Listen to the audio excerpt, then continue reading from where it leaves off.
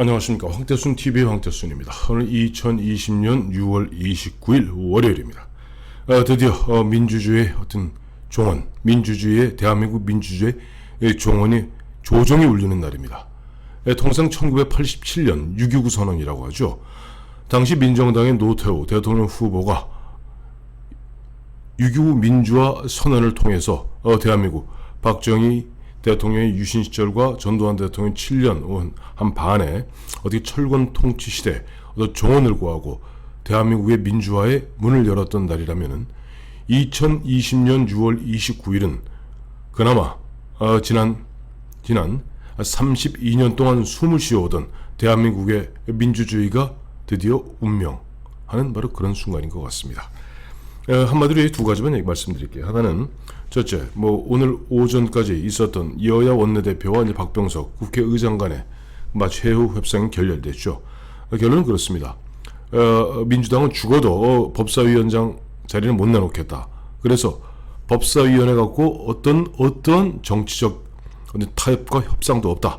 그래서 결국 미래통합당 그렇다면 너희 다 갖고 와라. 18개 상임위원장 다 갖고 가고 너희 책임있게 정치하고 거기에 대한 후과 거기에 대한 평가와 국민들의 심판은 너희가 받아라 라고 했습니다. 또 마침 이번에 야당목 국회 부의장으로 내정되어 있던 정진석 미래통합당 5선 의원도 이와 같이 민주주의를 짓밟고 있는 이러한 독재 정치에 내 들러리 서고 싶지 않다. 국회 부의장 자리 맞지 않겠다 하고 퉁 쳐버렸습니다. 고로 이제 앞으로 본 국회는 그야말로 문재인 대통령이 늘 이야기했던 대로 단 한 번도 경험해보지 못한 그런 나라로 가는 것 같습니다. 예를 들어서 우리가 유신정권 이야기하고 전두환 50정권을 이야기합니다만은 그때 물론 상임위원장은 다 여당이 독식했습니다. 하지만 국회 부의장만은 여당목 하나 야당목 하나가 있었습니다. 국회 부의장은 둘이거든요. 근데 이제는 단 한 번도 경험해보지 못한, 즉 국회의장도 여당, 국회 부의장 둘도 여당, 18개 상임위원장 및 상설특위위원장 모두 다 여당. 그렇게 하셔야죠. 그렇게 하시는 가운데 자 앞으로 거기에 대한 국가 운영에 대한 책임은 2022년 대선과 2022년 6월에 있을 지방선거에서 책임을 지셔야 할 겁니다. 그런 가운데 좀 이해찬 민주당 대표는 청와대에서 오다 때렸죠. 이미. 하여튼 임기 내 참 강민석 대변인 같은 경우는 우리가 언제 국회를 갖다가 윽박질렀느냐. 다만 법에 따라서 7월 15일에 공수처가 출범하게 되어 있는데 공수처가 출범하려면은 공수처법 외에도 인사청문회법이라든가 그 밑에 소소한 법들, 디테일한 법들을 갖다 다 손을 봐야 됩니다. 근데 아무것도 안 봤거든요. 그 여야가 지금 밀고 당기는 가운데 이 공수처법에 대해서 이제는 이해찬 씨 얘기는 뭐냐니까 자 야당이 반대한다면 법을 개정해서라도 가능합니다. 왜? 자신들이 190석 아니에요? 176 플러스 다음에 알파 아닙니까? 즉 사실상 법 여건이 190석인 상태에서 단독으로 국회법 개정 가능합니다. 또 국회 공수처법 관련 국회에서 다 통과 가능합니다. 개정하십시오. 법사위도 꾸렸겠다. 18개 상임위원장 다 맡았겠다. 국회의장, 부의장 다 맡았겠다. 이제는 뭐 겁날 게 있습니까? 더 이상 국민들 눈치 안 보지 않습니까? 국민 눈치 언제 최근에 당신들이 국민들 눈치 보셨나요? 선거 때 잠깐 국민들을 갖다가 100만 원짜리 흰 21세기판 고무신 흔들고 잠깐 표를 갖다가 현혹했을 뿐이지 국민들 두려워하지 않습니다. 그런 가운데 공수처법과 관련된 거 개정하십시오. 왜냐니까 현재 공수처법에 따르면 7명 공수처장 추천위원 중에서 야당 몫이 2명입니다. 즉 통합당 몫이 2명인데 이 2명이 비토권을 쥐고 있어요. 굉장히 껄끄럽죠. 그래서 자신들 입맛에 맞는 공수처장을 임명하기가 어렵습니다. 이들이 지난해 패스트트랙이다 뭐다 온갖 만난을 무릅쓰고 공수처를 만든 그 이유를 갖다가 우리 잠시 생각해 보십시다. 왜 그랬을까요? 이들은 공수처를 통해서 경찰과 검찰과 법원을 갖다가 장악하려 하는 겁니다. 공수처는요, 많은 분들이 깜빡 잊고 있는데 공수처의 이른바 수사 및 조사 대상은 약 한 7,000명 됩니다. 하지만 7,000명 되는 그 수사 및 조사 대상 중에서 실제 공수처장과 공수처가 기소권을 갖고 있는 것은 검사에 대한, 또 판사에 대한, 경찰에 대한 기소권만 갖고 있습니다. 그러니까 판검사나 경찰을 제외한 나머지 장성이라든가 나머지 대통령 측 청와대 수석이라든가 장관에 대한 수사권은 갖고 있을 때 공수처가, 놀랍게도 기소권은 검찰이 갖고 있습니다. 그래서 이들이 지난해 공수처를 갖다가 강하게 밀어붙일 때만 해도 윤석열 검찰총장이 한편인 줄 알았죠. 윤석열 검찰총장이 한편인 줄 알았고, 그러니까 이제 검찰, 판사, 검사, 판사, 경찰만 딱 이른바 공수처장을 통해서 목에 올가미를 걸면 모든 것이 끝난다고 생각했는데 이게 안 되는 거예요. 그러다 보니까 이들 입장에서는 지금 윤석열 검찰총장을 날리는 첫째 임무와 또 빨리 공수처장을 갖다가 임명해서 향후 문재인 대통령 퇴임 이후에 어떠한 형태로든지 사법적 소추, 사법적 수사를 받지 않을 그런 기본 틀을 마련하고 있는 중입니다.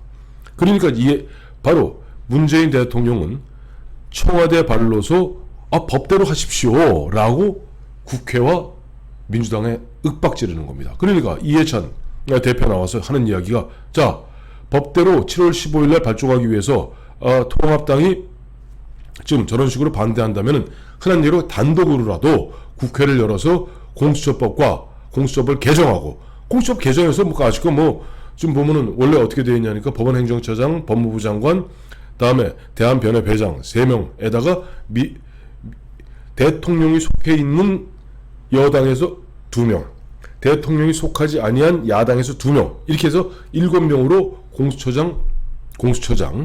공수처장 추천위원회를 갖다 구성하게 되어 있고 6명이 여기서 동의를 해야만이 처장을 갖다 추천할 수 있습니다. 근데 미래통합당이 반대할 거거든요. 그러니까 이번 기회에 아예 바꿔버리시죠. 깔끔하게 정의당 1명, 그다음에 최강욱이 있는 당이 있지 않습니까? 거기도 1명 이렇게 주십시오. 어차피 국민들 다 알고 있습니다. 당신들이 얼만큼 폭주하고 얼만큼 말기적 증상을 보이고 있는지.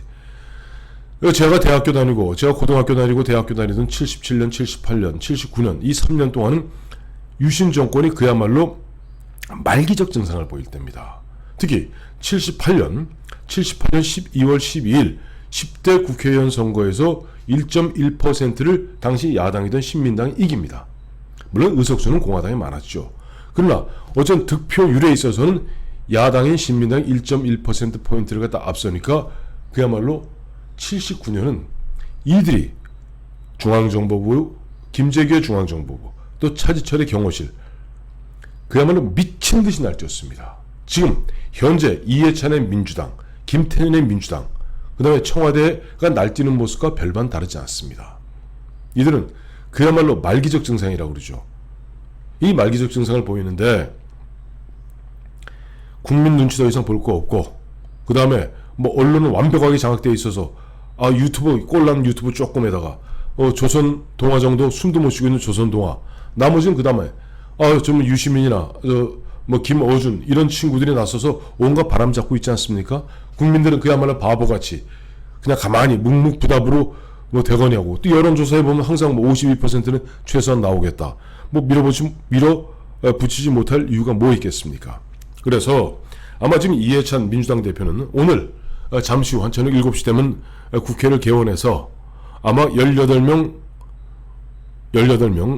그 상임위원장을 민주당으로 독식해서 32년 만에 민주당 독식할 겁니다. 또 미래통합당에서 정진석 의원이 국회 부의장을 맡지 않겠다고 공언하고, 또 미래통합당 어떤 의원도 국회 부의장을 맡지 않을 것이기 때문에 그렇다면 부의장을 갖다가 야당이 정의당이 주시겠습니까? 그것도 야당은 야당인가요? 자, 어쨌든 이와 같은 일이 벌어졌는데 국민들이 눈이 두렵지도 않은 모양입니다. 실제 보면 국가 운영을 함에 있어서 우리의 약팽소선이란 말이 있죠. 마치 국가 운영은 작은 생선을 굽듯이 조심조심 구워야 된다, 이런 식으로 폭주하는, 과거에 박정희 대통령 말기를 제외하고는, 말기라는 것은 앞서 말씀드린 대로 78년 총선 이후에 79년 한 1년 동안 있었던 그 말기적 증상입니다. 그때 나왔던 그 유명한 얘기 있죠. 경호시장 차지철이 부마 사태 때 학생들을 어쩌고 저쩌고 하면 가서 탱크로 밀어버리면 된다. 캄보디아에서는 폴포트 정권이 300만도 그야말로 쓸어 죽였는데 우리 탱크로 갖다 확 밀어버리면 된다 라고 하면서 김영삼 신민당 총재를 제명한 우리 대한민국 헌정사상 유일한 국회의원 제명 사건은 김영삼 의원이었습니다. 야당 총재인 김영삼 의원도 단칼에 제명할 정도로 그냥 폭주했죠. 그 말로는 뭐 여러분들 제가 굳이 말씀드리지 않더라도 아실 겁니다. 저는 이들이 왜 이렇게 문재인 정부, 문재인 정권, 민주당 정권이 왜 이렇게 보면 무엇에 쫓긴 듯 이렇게 진짜 폭주, 아니 이렇게 국민들의 눈치를 안 보고 이렇게 정말 역사를 두려워하지 않는 정권은 처음 봤습니다. 전두환 정권 뭐 백골 단위 어쩌고 저쩌고 얘기합니다만 저희 그 당시 학교 대학 다니고 대학원 다니고 또 사회에서 직장인으로 활동할 그 무렵입니다만 최소한의 어떤 절제할 줄 알았고 최소한 뭔가 폭주를 하더라도 국민들의 눈치를 볼 줄 알았습니다. 뭐 멀리 볼 거 있나요? 지금 독재의 왕국 김정은도 평양시민 250만에게 석 달치 100원 못 주니까 좀 눈치 보고 있는 거 아닙니까? 그런데 어떻게 문재인 대통령과 민주당 정권은 이토록 진짜 방향무인, 안하무인 이렇게 하늘 두려운 줄 모를 수가 있겠습니까? 저는 그래서 이번에 이해찬 대표 그야말로 이제 막가파식으로 이쯤 되면 막가자는 거죠. 그래서 막가파식으로 법 개정해서라도 7월 15일 날 공수처 출범시키십시오. 그럼 공수처장 임명되면 공수처 검사들, 공수처 수사관들도 임명하고 또 민변 중심으로 하겠죠. 뭐 그런 가운데 또 보면 검찰을 윽박지르는데 사실 보면 윤석열 검찰총장 아무리 당신들이 그래봐야 내년 7월 말까지 임기 지킬 겁니다. 왜? 윤석열 검찰총장은 저는 그 사람 별로 좋아하지 않습니다만 최소한 검사로서 자기 조직에 대한 자긍심과 자존심은 있는 사람입니다. 그렇게 막 떼먹은 사람 아닙니다. 예를 들어서 윤석열 검찰총장 버티고 있고 뭐 이성윤 서울중앙지검장이 삐딱하게 사사건건 뭐 검찰총장 무시하고 추미애 법무장관으로 짝짝꿍대서 뭐 한다고 치십시다. 그런다고 그래서 2200명 검사들이 다 이성윤 서울중앙지검장 눈치 보겠습니까? 검사는 검사입니다. 대한민국 검사들 처음 임명되고 처음 보임할 때 이런 얘기하죠. 대한민국 검찰이 바로 서야 나라가 바로 선다고. 저는 뭐 그런 측면에서 이들이 바로 지은 죄가 많기 때문에 뭔가 구린 것이 많기 때문에 보면은 공수처라는 사실상 정치 집단 게슈타포를 통해서 검찰을 무력화시키고 법원을 무력화시키고 경찰을 무력화시켜서 자기들의 안전을 보장하려 들려고 하겠습니다만은 공수처가 결코 제대로 작동하기 힘들 겁니다. 그리고 홍준표 전 대표, 홍준표 의원이 얘기했죠. 지난해 당시 보면 그 당시에 당시 나경원 원내대표나 뭐 이쪽 황교안 대표 쪽에도 의사를 전달했다. 뭐냐니까 차라리 선거법 패스트트랙에 선거법하고 그 당시 공수처법 2개 들어가지 않았습니까? 공수처법은 풀어줘라. 선거법에 집중하자. 왜냐니까 선거법은 그건 게임의 룰이고 룰 오브 게임스고 공수처법은 정부 조직법이기 때문에 우리가 직권하면 없애면 된다. 맞습니다. 공수처 언제든지 없앨 수 있습니다. 직권만 우리가 재집권하면은 우리가 다시 정권을 갖다 찾아올 수 있으면 제일 먼저 없애야 될 것이 공수처겠죠. 공수처 없앨 겁니다. 그리고 둘째, 이번에 초대 공수처장 되시는 분 아마 웬만하면 사양하시는 게 좋을 겁니다. 섣불리 초대 공수처장에 앉았다가는 그리 멀지 않은 세월에 왜? 지금 저는 이 문재인 정부, 문재인 정권, 좌파 정부가 굉장히 오래 갈 줄 알았어요. 근데 말기적 증상을 보이는 걸 보면 말기가 멀지 않았다. 즉 이미 뒤집어질 날이 멀지 않았다는 것을 반증하고 있습니다. 이번에 초대 공수처장 임명되시는 분 임기 못 채우고 중간에 공수처 없어지고 그 다음에 더 중요한 거는 바로 공수처장과 공수처 검사, 공수처 수사관으로서 그야말로 권력의 주구 노릇했던 것을 역사의 심판, 실정법의 심판을 받게 될 겁니다.